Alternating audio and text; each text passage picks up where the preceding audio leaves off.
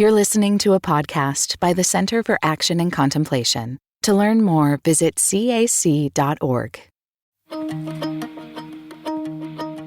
So we're kicking off a new season, Swanson. I don't know if you knew that, but that's actually what we're doing here today. Kicking off a new season of Another Name for Everything, in which we're discussing the Alternative Orthodoxy. And I'm thrilled to be here because this theme is so ripe and juicy that I couldn't wait for us to dig into this with Richard. I know. I have been a super fan of Richard's Alternative Orthodoxy for the last 4 years in a mildly obsessive sort of way, writing long academic documents about my love of these tenets. But I think for me, it creates almost like a systematic approach to Richard's theology.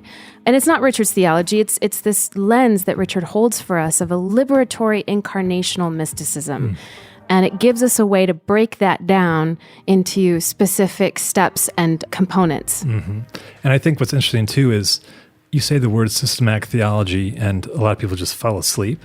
But in conversation with Richard, these become so alive. And I think that's what's different about the Franciscan Alternative Orthodoxy is that there's blood flowing through the veins of this theology. Right. It's a living thing, and it invites more participation. It's not just academic tenets, that you can just dismiss or be heady about. It's every single one of these actually invites us into becoming more fully human, becoming more fully a part of the beloved community, manifesting God more on this earth. I mean, it's so juicy, as you said. It's so exciting. Yeah, and I really do feel like it orientates us to a freedom that is not always found in Christianity. And this freedom, as Richard speaks about, invites us to be free in relationship with God and God to be free in relationship to all of creation. Yeah, so many of us are in a place where our former systems of belief are definitely in deconstruction mode or have been deconstructed. And we're hungry to know, okay, I'm done with deconstruction. How do I now move into reconstruction, a reorder? I feel like these tenets are a great way to begin because it invites us into a way of understanding belief, orthodoxy, as orthopraxy, as a way of living that moves it out of the head and into the heart and into the body and into action. Yeah, and there's no rigidity to it in the same way that some systems are so static. Mm-hmm. And we really get into how this is a dynamic theology and how we get to participate and how that also helps us nuance and shape it within the context of our times. That's right. And then how the role of contemplation helps us live this out. I mean, in a very concrete way. How do we embody this through our practice with each other in community? So with that, we hope you'll enjoy our introduction to the Alternative Orthodoxy, Episode 1.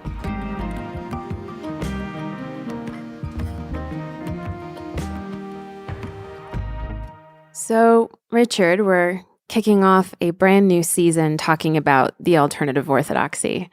And I feel like the first question we need to ask and clarify is, where did this term alternative orthodoxy come from? And specifically, what is it alternative to? God, that's well asked. I don't remember hearing it in my formal studies. The way we used to speak of it was just the Franciscan opinion.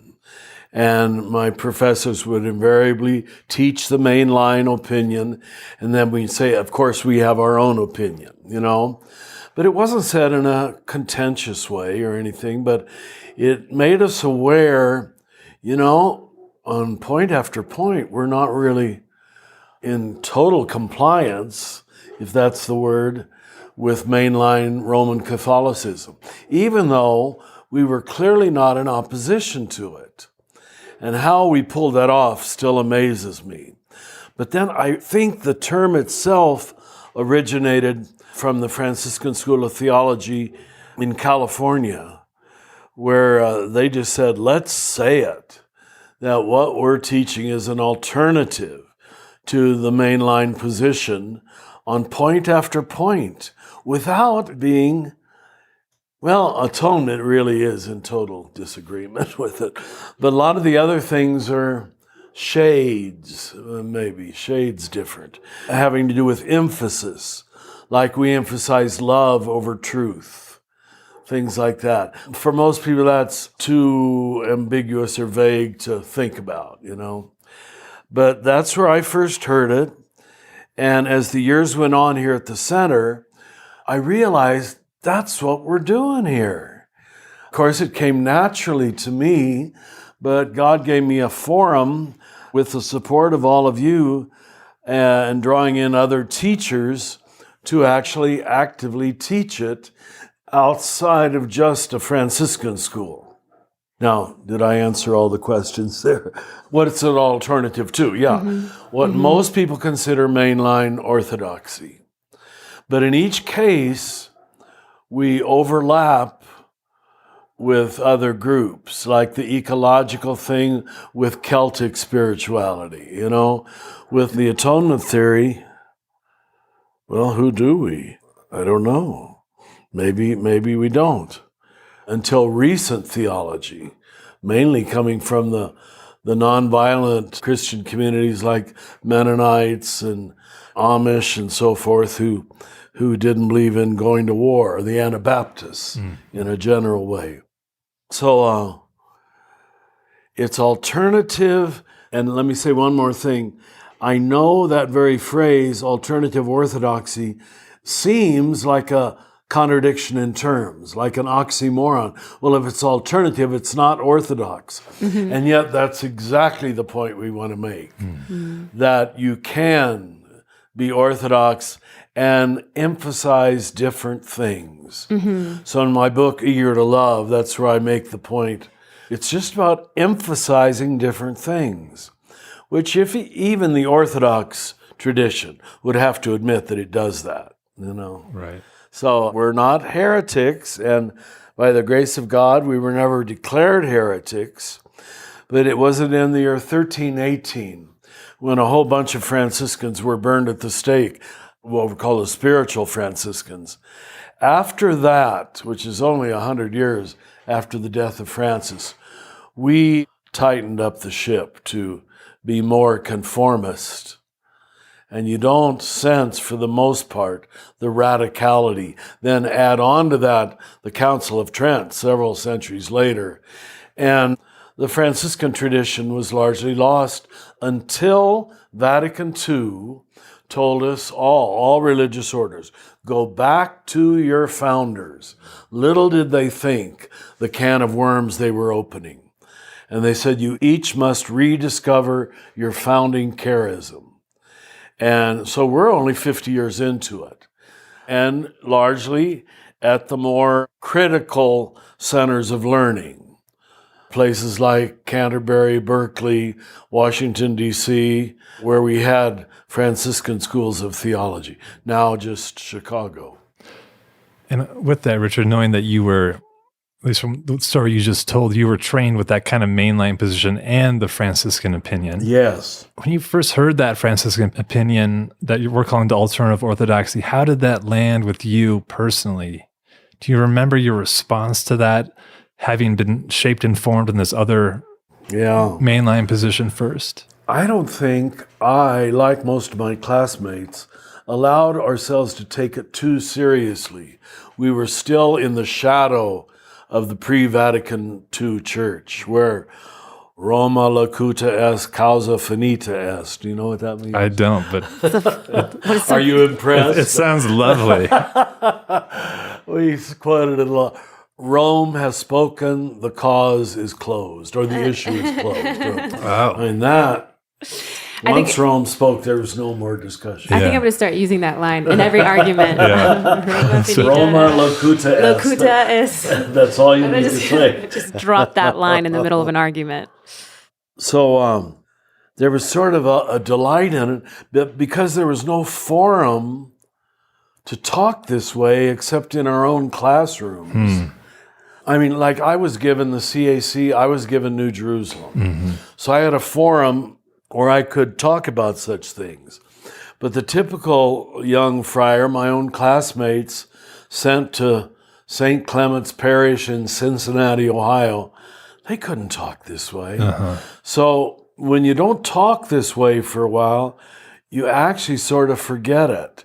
And I've had some of my confreres even say that to me, until I heard your recent, I forgot that we were taught that. Wow. Because you fall in line with the main line. It's just easier than answering letters from the bishop. It's almost like you need an alternative community to help live Very into good. it and You shape got it. the point. Yeah.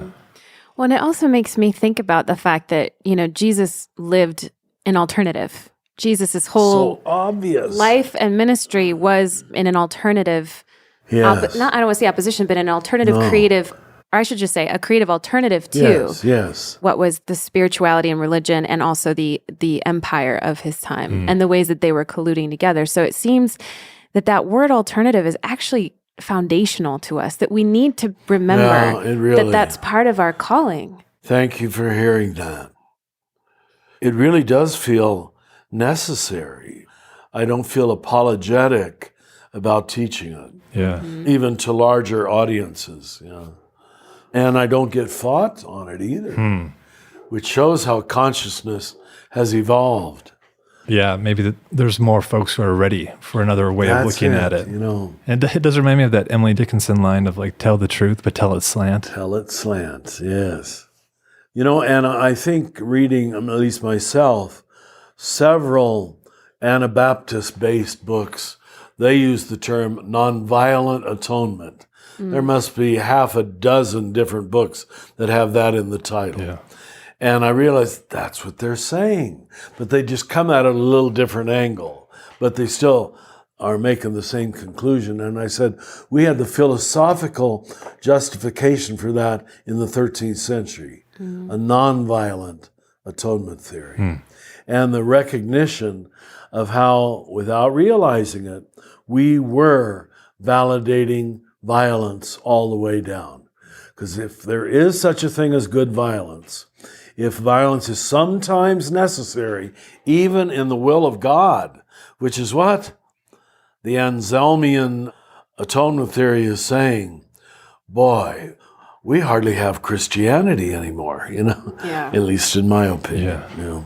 I want to read your definition of a mystic because I think it's important to frame how you emphasize orthopraxy and not just orthodoxy. So you define a mystic as one who has moved from mere belief systems or belonging systems to actual inner experience.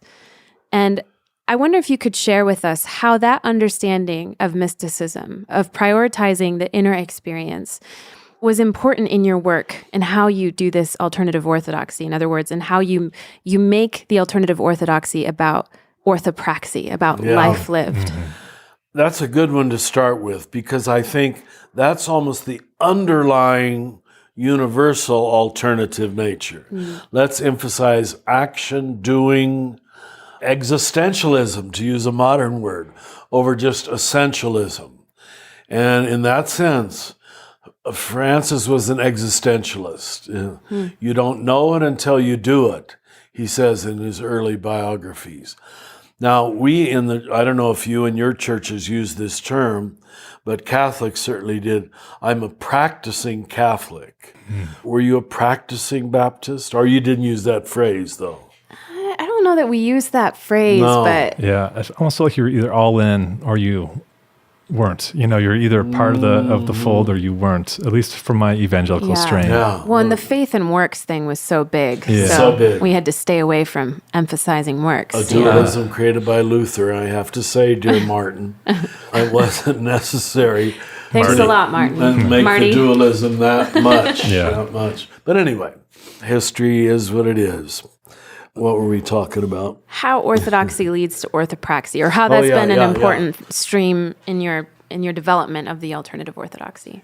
Well, you can see how if that's the underlying alternative, it really isn't, except in the case that you said, this overplaying of faith and works, which was a major point in the Reformation. It doesn't need to be in competition. They should be both and. That's why I named the center, action and contemplation. That we need to emphasize, and why I put the word action first, doing it over just believing it are talking about it. Interiority has to be balanced by some degree of behavioral externalization. And that's the link we're trying to make in everything we're doing here, I think. Not that we're doing it that perfectly, but until we relink those two, I don't think we have effective or transformative Christianity. Right. It's ideological Christianity. What are we doing with what we believe?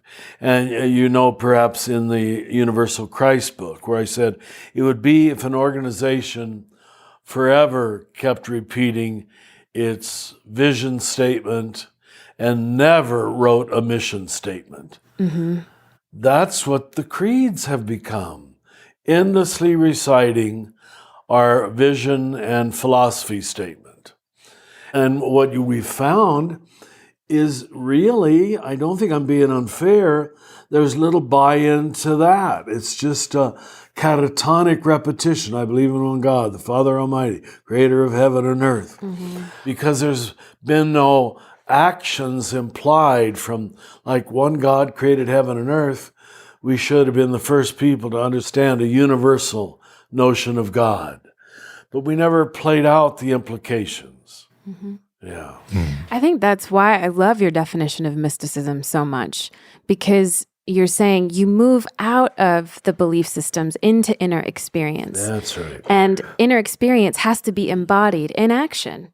You know, inner experience isn't just apart from the lived interaction in the world. It has to be part of it. And so I think what I appreciate so much about the alternative orthodoxy, Richard, is that it moves us out of this kind of academic, rational, disembodied God talk. I hope. I mean, really, because that theology has just turned into God talk. God and then talk. moves us into incarnation and incarnational mysticism of how are we going to live this, and how does this impact our day-to-day reality and how we interact in our politics and our concerns in the world. For hearing it that way, because that's my hope.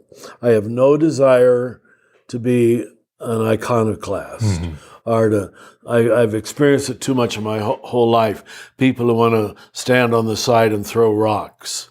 It's just a big ego trip usually. I don't want to go there, and I don't want to empower people who go there by using the word alternative. Right. Yeah. I was just thinking too, we've got some principles at the center as well. And one of them that you talk about is that the best, the best critique of the worst is the practice of the better. Is that right? Is that one of the criticism of the bad? Of the bad is the practice of the bad. Yeah, there we go. But just if you think about that the kind of criticism that you're talking about of throwing stones is still disembodied. It's still attacking ideas, but that by practicing the better, by living into the better, by embracing incarnational mysticism, then we can hopefully bring that alternative to life in this world. Bring an alternative to empire to life in this world. Yeah. And this for me really connects to the three freedoms you talk about within Franciscan spirituality. If you don't mind me reading here from Eager to Love, for those of you following at home, it's on page 98. Richard, you write, good Franciscan spirituality always tries to maintain three freedoms all at once. First, God's freedom to do what God wills, even when it's beyond our understanding. God does not need to follow our rules, and God's will is always finally a mystery. Second, the maintenance of structural freedom wherever possible.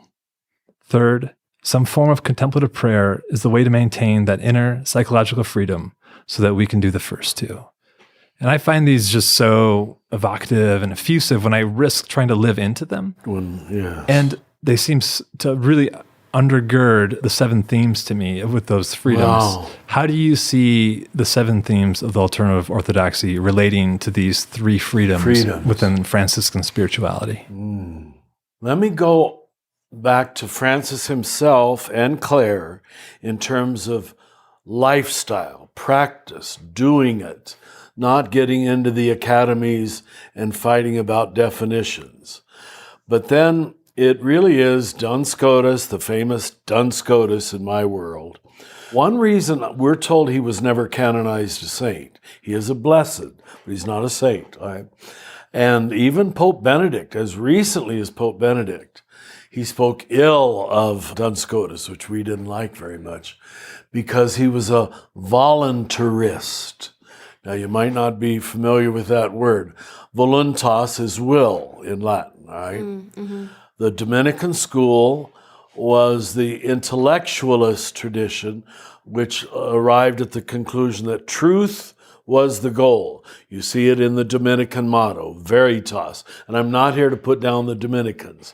There was certainly a good and needed place for that. But there's no accent that we were paired communities and had such influence for the first centuries after that. In competition to the intellectualist tradition was the voluntarist tradition, that will is primary to truth. And that sounds shocking right at first. But here's the point, that we have to keep God free. We have to insist that God is free to do what God wants. Now, that seems like a whimsical world to a real cerebral, rational person, like good Pope Benedict. He didn't like Duns Scotus at all. He blamed him for this. But we came back with, once God forgives, now you've heard me say this, I hope, over the years, God is not following God's own rules. Is God forgiveness or is God reason? And the Franciscan school would say the primacy of love and mercy and forgiveness, where God can, yes, have order, but introduce into it disorder and forgive his own mandates, her own mandates, and say, yes, I know I said that, but I love you more than... That's what forgiveness means. And are we going to insist God is forgiveness or not? So that became the starting point theologically, voluntarism, where Scotus laid the foundation for the primacy of free will in God and free will in people. What Pope Benedict didn't like was this led to an overemphasis on individual conscience. Right. That's exactly right. And really, that's the first principle of Catholic moral theology. One must follow their own conscience. Now, of course, we followed it quickly by the second principle, which was you have to form your conscience. And we quickly told them the way to form it was to follow Catholic teaching. So it sort of negated it right away with any great degree of freedom. But I think it's really why the Franciscan school was never really a part of the academic strain of Catholicism. We weren't highly respected in the universities because of this voluntarism and this lifestyle choice. So then it led me to write those 3 freedoms that I talk about there. Now, how much we really taught the third one of contemplation as a way to maintain the inner freedom. After the Spanish mystics, the Franciscan Spanish mystics are at the same time as John of the Cross and Teresa, but they're not nearly as well known. People like Francisco de Osuna, Bernardino de Laredo, they're all just lesser figures. But after that, we don't see it anymore at all. True contemplation. It's all, to be a contemplative is to want to be quiet all day. Which might be true, but it doesn't hit the point. It's really fascinating to me how we as human beings, I feel that we're in an evolutionary shift right now where we're trying to move out of the need for rationality and reason to rule a sense of certainty. Yes. And to move out of that mindset. And I think in many ways, science and mysticism are going hand in hand and leading the way with this, right? Because quantum physics is turning our simple equations upside down. Our sense of what's real and the rational and predictable is being blown apart by what we're discovering in quantum physics. And so I think in many ways, it's mirroring the mystical intuition that God is an inherently infinite potentiality. And so I like what you're saying about the voluntarism, am I saying that right? The will yes, you are. Factor, because the will invites complete participation. So it's not about knowledge through certainty of ideas, of belief systems, which goes back to how you think about how you define mysticism. It's not about knowledge through ideas. It's about knowledge through love. You named it. And love through Voluntarism participation. leads to the primacy of love. Yes. Because love is a choice. Yeah.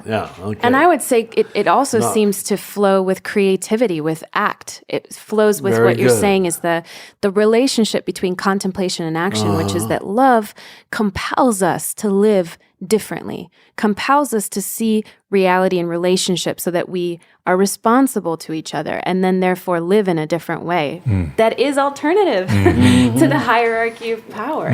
Yep. And it's that protection of freedoms that allows us to live into that without the fear of a punitive God. It's that freedom that I think that is so enticing and that we are, I feel like, ready for in this epoch more than we have before, because we've seen the end of the age of reason having all the answers. We're not more peaceful people. We haven't ended wars. We're still in the milieu. How did I say that word? Milieu. That's okay. Of toxic Christianity. Yeah. Really, it's true. Now, you've probably heard me in other contexts say this in a bit of a different way.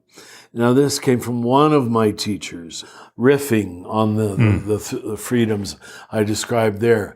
And he said, basically, it comes down to this. Our pastoral theology is to keep God free for people and people free for God. People can remember that. Don't present a God that is inaccessible. You know, he's so beyond and so legalistic and making a list, checking it twice. And to keep people free from God is, well, Jesus says it, don't bind them up with obligations. And I think that's why we have a great tradition of being good and kind confessors. Because we were trained to be that way, really. There's several novels where the hero is the Franciscan confessor who doesn't impose the law on the sinner, but sees a way to invoke mercy. Darn, I wish I could remember those novels. I think there's 3 different ones. We were so proud of it that we were made the heroes in terms of morality, moral imposing. And it's the only place we could get away with it because it was done in what we call the internal forum. In the pulpit, you can't get away with it that much. But in the confessional, which was very private, we could be very merciful.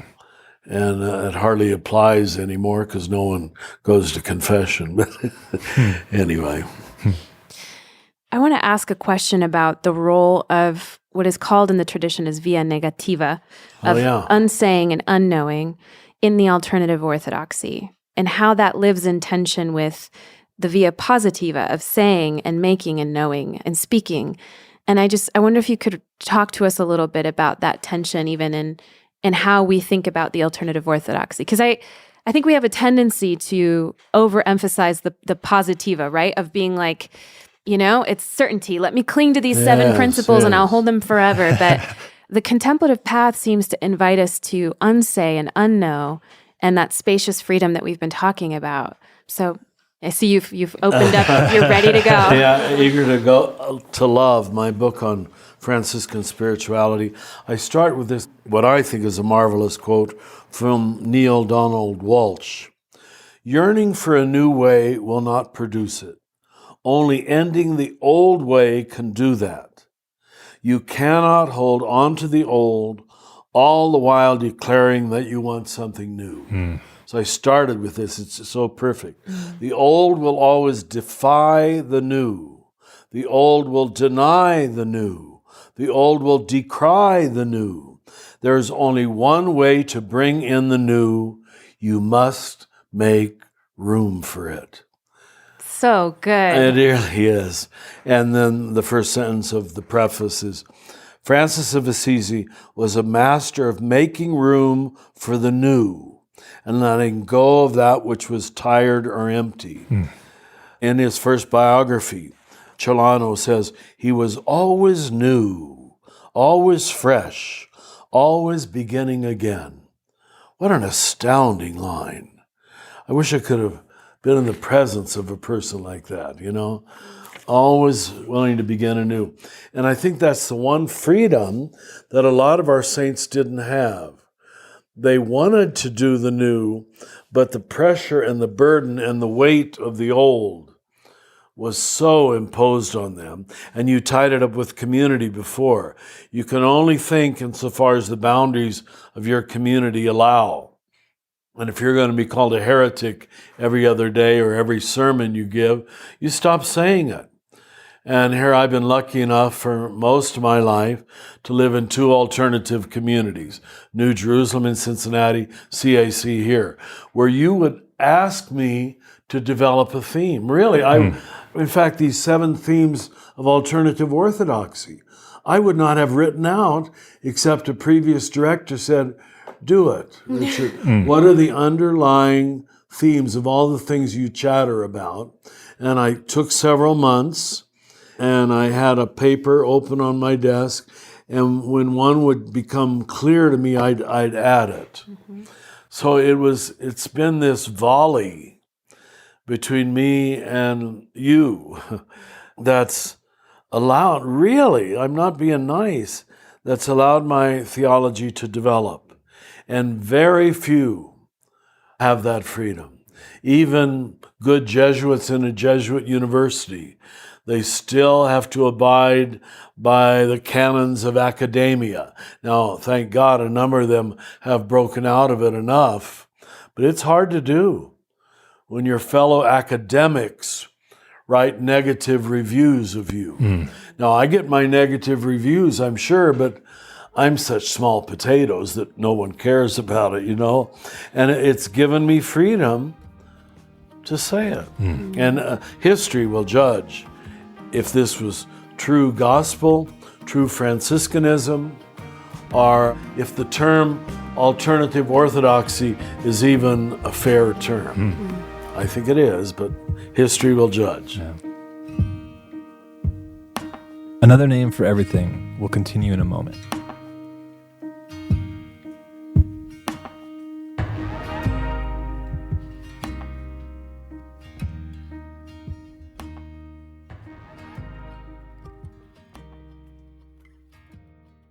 Many of us feel increasing anger at injustice, violence, and indifference in our world today. Join us March 14th for What Do I Do With My Anger? An online gathering featuring Richard Rohr and Brian McLaren. Learn ways of transforming anger into loving action. Inspired by Father Richard's new book, The Tears of Things. Register today at cac.org/anger. That's cac.org/anger. What does it mean to embody salt and light? In 2025, Richard Rohr's daily meditations turn to Jesus' timeless metaphor for reflecting love into the world. Amid this season of uncertainty, join us in living with trust, being salt and light. For 18 years, the daily meditations have inspired thousands of readers like you. Subscribe today at cac.org/saltlight2025. That's cac.org/saltlight2025. I so appreciate your willingness to let your work marinate and not have to cling to it in the moment, but say history will be the teller of whether this is really giving life to the newness of what Christianity can become. And I also see in you, Richard, a foundational belief in evolution, that God is in evolution with us. Because without evolution, then we do cling to the past as our only stabilizing force for making sense of reality. And we cling to certainty and say, no, these words has to be this way. But you model, even at the center, you're very open to change and letting things evolve. And, I wonder if we should just go through and just read them out real quick before we continue with our questions, just so that we can take a minute and notice them. Let me make one point to build on what you said, Brie, about evolution. We got into this reactive mode against Darwin. You still see bumper stickers hating Darwin. It's like, oh, come on. We tied in evolution so much with biological species. And the way we use the term is bypassing that. We're not going to say yay or nay, although I clearly would be a yay sayer, and say we're talking about evolution of consciousness. Mm-hmm. So we use the word evolution in a significantly different way than most people use it on their bumper stickers who want to hate Charles Darwin, which has been a massive waste of time. Go ahead now. Yeah. Well, we're going to read through the 7 themes, so maybe we can each take one. And before we continue on with our questions, just to give listeners an opportunity to familiarize themselves with them. So, good way to do it. First one is Scripture as validated by experience, and experience as validated by tradition are good scales for one's spiritual worldview. And we've definitely spent some time talking about that one on the podcast. Mm-hmm. If God is Trinity, this is number 2. If God is Trinity and Jesus is the face of God, then it is a benevolent universe. God is not someone to be afraid of, but is the ground of being and on our side. Number 3, for those who see deeply, there is only one reality. By reason of the incarnation, there is no truthful distinction between sacred and profane. The implication being all is sacred. Number 4, everything belongs. No one needs to be punished, scapegoated, or excluded. We cannot directly fight or separate ourselves from evil or untruth. Darkness becomes apparent when exposed to the light. The 5th one, the separate self is the major problem, not the shadow self, which only takes deeper forms of disguise. Number 6, the path of descent is the path of transformation. Darkness, failure, relapse, death, and woundedness are our primary teachers, rather than ideas or doctrines. Ooh, that one. I know. Okay, and the final one, number 7, non-duality is the highest level of consciousness. Divine union, not private perfection, is the goal of all religion. There they are.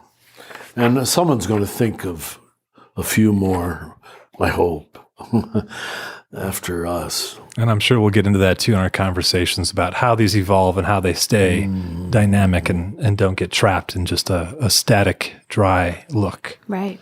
As we think about these in their totality and how, there is a sense of humanity. We crave order. We crave a sense of order. And so we can create meaning out of, and not just have a nihilistic worldview. Yes.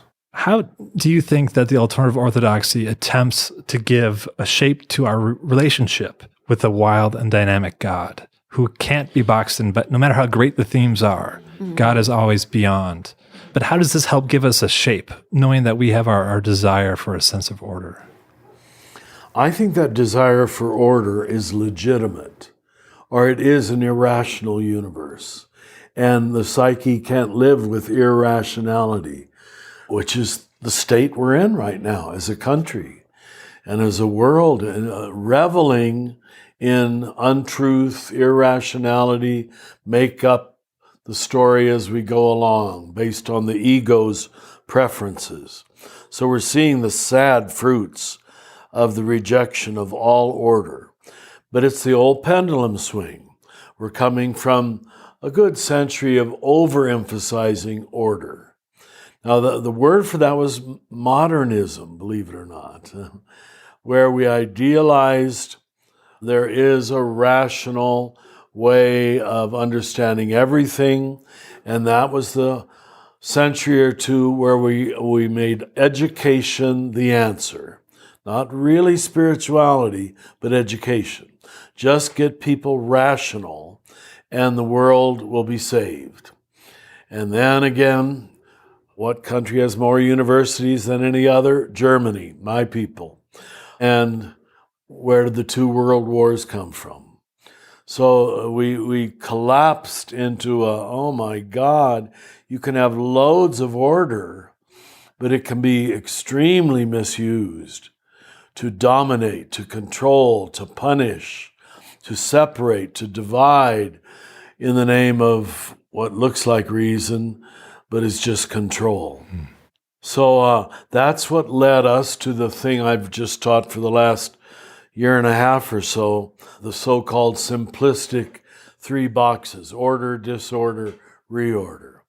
That you've got to put together the clash, and it is an initial clash between the first and the second box. And it's the resolution of that clash between order and seeming disorder, integrating the seeming disorder into the seemingly perfect order, that you come to a new quality of being. And I think that spiral never stops. It isn't one clash. And let me say very clearly, I think the Protestant Reformation was the first strong permission for that in Western Christianity, that we Catholics proclaimed a universal order, and you terrible Protestants came along and threw a wrench in the works and threw in a necessary disorder. But the trouble was, we set up camp there, revealed by the very word protest. Who wants to be in eternal protest stage? So then only in recent times have we been able to see the problem with that. Mm-hmm. And we're in this wonderful time of holy reconciling, to use Gurdjieff's term, where we're saying, how can we hold both in creative tension? Mm-hmm. The rule and the exception to the rule. There's very few people who do that to this day.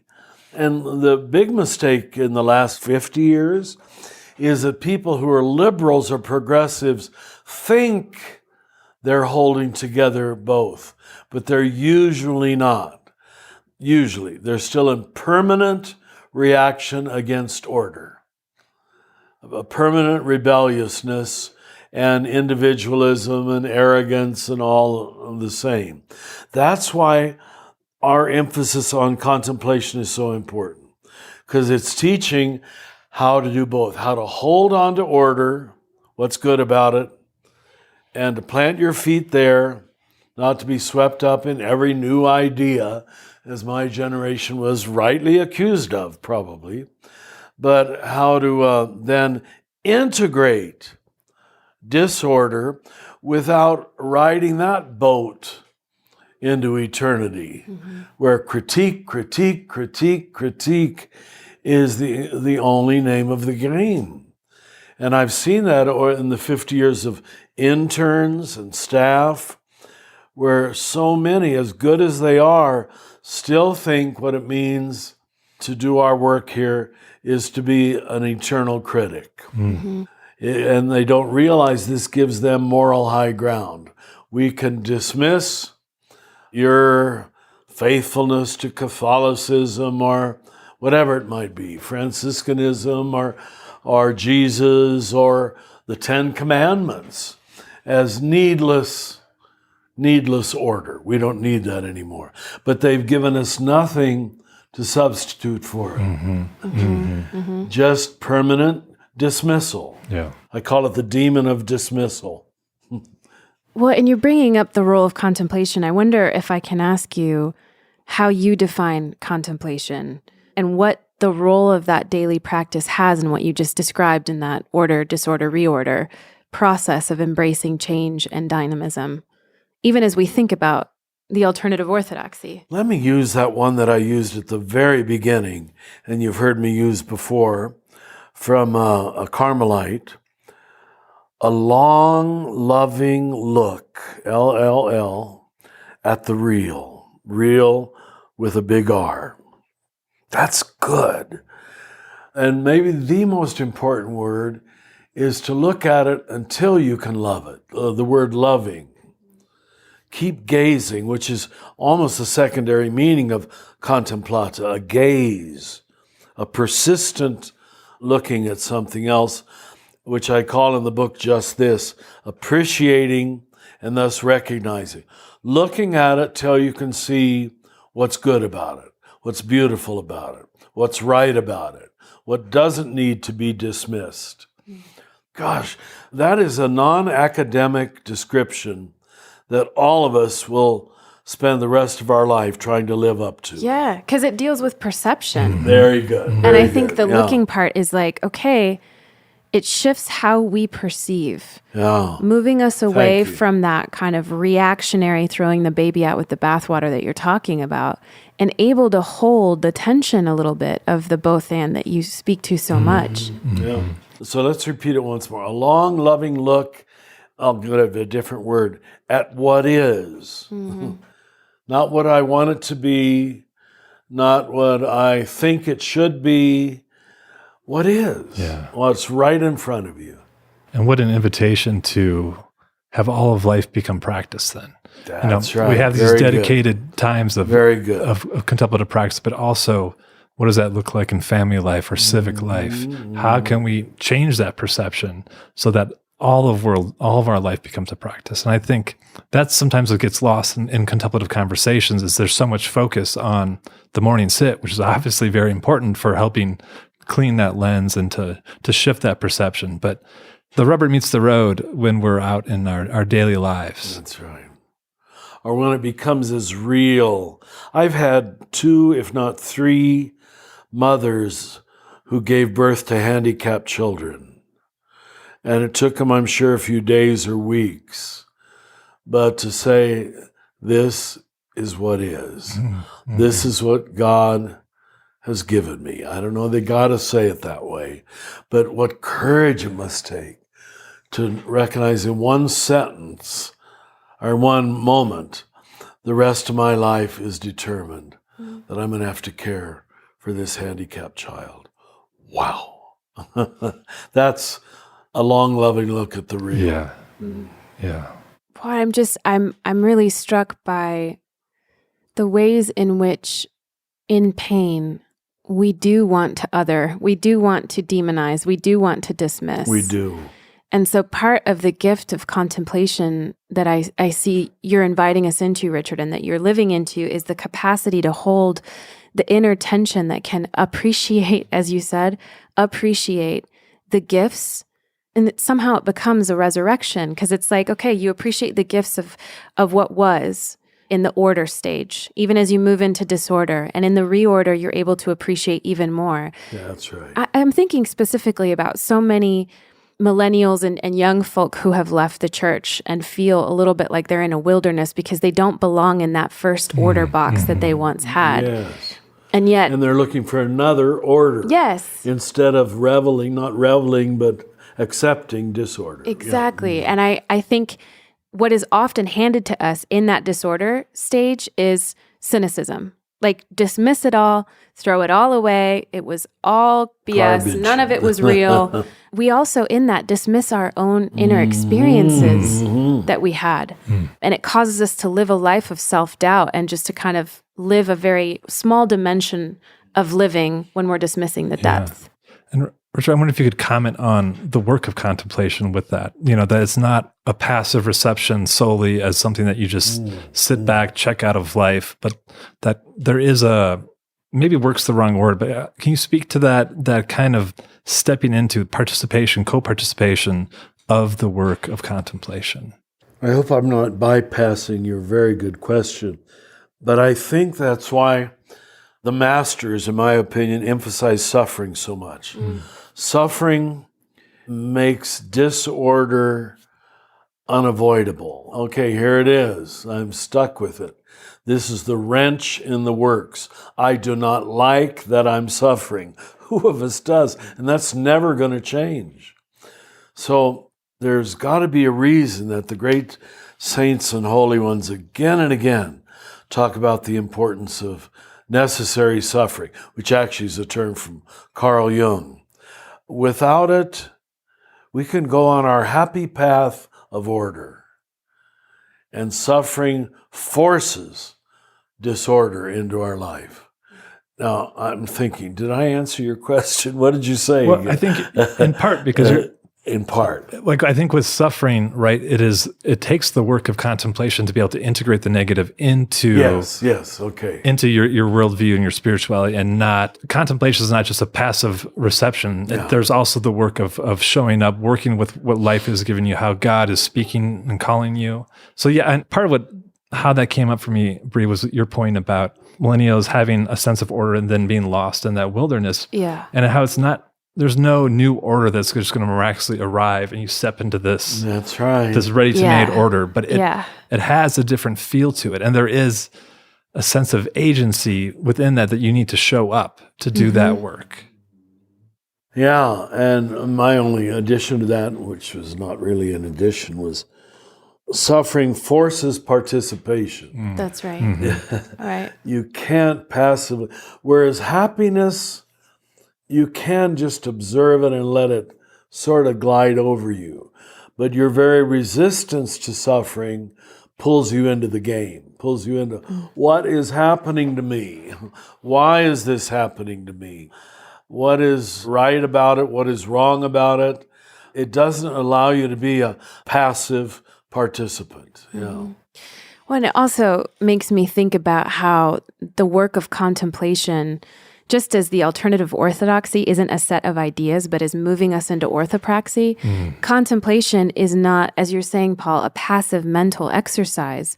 It's Very good. It's the building up of an embodied capacity No, well put. to hold suffering and to learn how to be more comfortable with being uncomfortable when we're in that Well put, Yeah. yes. really frustrating stage of disorder. It does not feel good. No. It's not pleasant. And yet I think the opportunity for so many of us who may be in that stage, who have left the church and don't know what's next, is that if we stay with it, and this is the invitation I feel like you're offering to us, if we develop through contemplation a long, loving look at where we are and where we've come from, and trust in the slow work of time. Is that Rilke? No, that's Teilhard. Oh, yeah. That's perfect. Didn't even know I was quoting Teilhard. It just happens.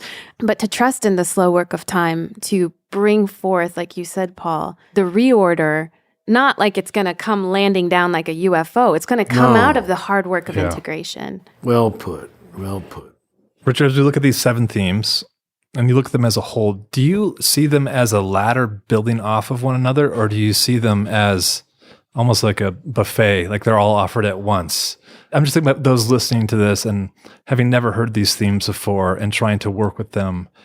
Do you see them as building off one another or available all at once? No one's ever asked that before. So I'm reading them over quickly now, and it's striking me that they are of one piece. I don't know if you expected me to say that, but I think they are. If everything belongs, then the separate self is the problem. And the path of descent is letting go of what keeps us from not belonging. Non-duality is the only way to get there. For those who see deeply, there's only one reality, a Trinitarian worldview. Maybe the first one isn't necessary because that's more methodology. Might be less tied in. But the other 6, thank you for helping me to see that. Now, maybe I should take longer with it, but I don't think it's a buffet of separate ideas. I think they're organically at a substratum level very connected. Thank you. They seem to be, to us as well, Yeah. very... That was your... We had a hunch that you would good, say good, that. Good. Yeah. I'm glad you thought that. And even with that first tenet, something that you often speak to is just how Jesus is a central reference point, is part of how we make sense of our experience and look at Scripture. So it does seem to build, they seem to build on each other, and there seems to be a dynamism in it. Thank you. Thank you for seeing that and for helping me to see it. Yeah. We've had these, Paul, you would know, how many years now? I think since 2012. 2012. Yeah. Wow. I think internally 2012, and then once the school got launched, you begin to teach from them. About 8 years. Yeah. And we haven't felt a need to add any, have we? Not yet. Not yet. Not yet, no. Ooh, how interesting. Yeah. Okay. One question I was going to throw in just at the end is, as we're looking at this from an evolutionary perspective, and as we're talking about this, and as, you know, I know that our Conspire conference series are coming to an end, and that you as a faculty have been discussing number 7 and the, you know, just how you each express it. Do you feel like these tenets are living to a certain extent? Like, do you find even with the CAC faculty that you're building and nuancing some of these themes, or do you feel that they're kind of remaining as they are? I'm just curious about what that process looks like with fellow teachers too and at the CAC. You know, it does feel like we're owning them. And this is especially apparent to me in the 2 new faculty members we invited, who just buy into things like Trinity more than the usual teachers. How often the phrase everything belongs is thrown into a talk. Mm-hmm. Yeah, I think they've begun to land. Mm-hmm. They've begun to land. The path of descent is used a lot, just as a phrase in talks. Mm. Non-duality, people always speak of with a bit of embarrassment. I'm not sure why. Well, of course, it's non-dual. CAC said non-dual, non-dual, non-dual. The very fact that there's a little resistance to it, I think, is the recognition of how far we're into it and where it's leading us, where it's leading us. So you're asking some very good questions. You're making me see things that I wouldn't see. I think these have begun to land. Mm. And even that methodology one, Scripture, experience, and tradition. I always half expect when new teachers come on the scene, they'll challenge me in the back room. I don't think that's said correctly, and I hope I'm open to that. But thus far, no one has, because there's a wholeness to it. I hope. It seems to be forming the alternative orthodoxy. These themes seem to be forming a kind of a lens that helps us have a sense for the foundational theological teachings and cosmology and good anthropology, as you say, that need to go together, but kind of a lens for the worldview that we're trying to help serve and manifest and create from and act from. Mm-hmm. And that's one of the things that I so appreciate about these tenets, is that they do create a sense of, okay, these are the ingredients to the pie, I guess. And and you see that reflected in the teachers as well here at the CAC, is that they are teachers who are consonant with these tenets. Yeah, they really are. It's not a conformity that has been forced on them. I don't think. I hope not. Yeah, and it feels like very much like it's not a prescription. It's a description of reality. Description. Very good. And paired with that long, loving look, it gives a lifetime of practice and waiting. Right. But the funny thing is like, I wonder if in like 20 years, we will have turned these into an orthodoxy. Right. You know what I mean? Right. Like, it's just the human way. Yeah. After we're gone, they were naive. There'll be some shrine of Richard. There'll be like a statue, and then there'll be like, these are the, and somebody out there will be living an alternative to that, Right. Cycle continues. But I do think it's an invitation for us to have a different approach to these, where we don't turn them into sacred statements. But I like what you said. It's description. It's not prescription. Yeah. It's a description. It's an invitation to move into reality from a different stance, from a different internal posture. One of participation, embodied participation. In the Catholic world, we just canonized Cardinal John Henry Newman. It might not be a name familiar to you, but he wrote this marvelous book that at the time, in just the last century, previous to the 18th century, on the development of doctrine.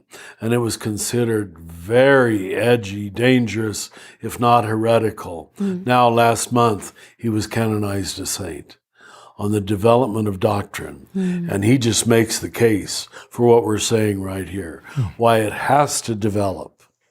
Now, I don't know how many theologians in the intervening time have worked on that, but he exercised indirectly huge influence on the Second Vatican Council. So I'm very glad they made him into a saint, which, of course, for us is the big stamp of approval. But he was an edgy teacher, spoke with this English clarity that only the English seem to have, just one sentence following another, and made his point very well, that why it must develop, or it could not be the work of the Spirit, who is always Like another Englishman, Gerard Manley Hopkins, bent world with warm, soft wings. The spirit is always fluttering. I forgot the verb he used. I'm wondering if, as a way to close, you'd be willing to read that opening of your preface again about making room for the new. And Richard, if you'd be willing to open us in prayer for this season too, to just invite us to hold that tension and space for the new, for the aspects of each of these tenets that's going to be challenging for us to wrestle with and think about, as well as to not dismiss the depths of tradition and the gifts that we've been given. Well, let's all add to it too, the end of the parabolic discourse in Matthew 13. A disciple is a householder who brings out from their household things both old and new, or storehouse, it's sometimes translated. In fact, that had been my suggestion for our next series of conferences, the Storehouse Conferences. But Neale Donald Walsh, yearning for a new way will not produce it. Only ending the old way can do that. You cannot hold on to the old, all the while declaring that you want something new. The old will defy the new. The old will deny the new. The old will decry the new. There is only one way to bring in the new. You must make room for it. Neale Donald Walsh. All Holy One, we thank you for blessing us on this day, this cold morning, not too cold morning, but cold enough to make us uncomfortable.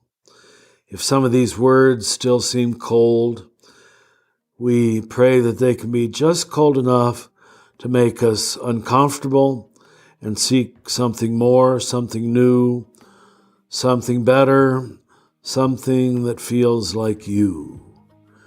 We offer this prayer in Jesus' name and all of the good names of God. Amen. Amen.